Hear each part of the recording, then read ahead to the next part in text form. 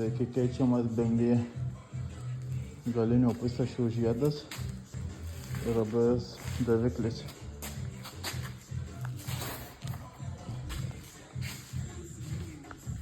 Čia X3 turim, tai atsisukam pusašio varžtus, stabilizatoriaus.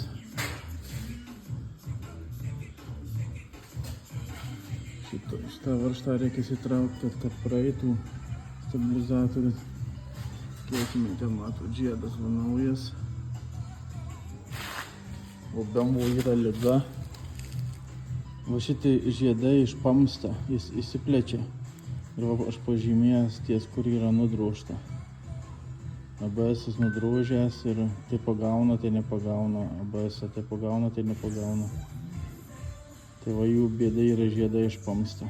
Žiedų yra atskirai keisti. Ir aišku, ABS laidą keičiam naują, nes pats galiukas jau patrintas irgi.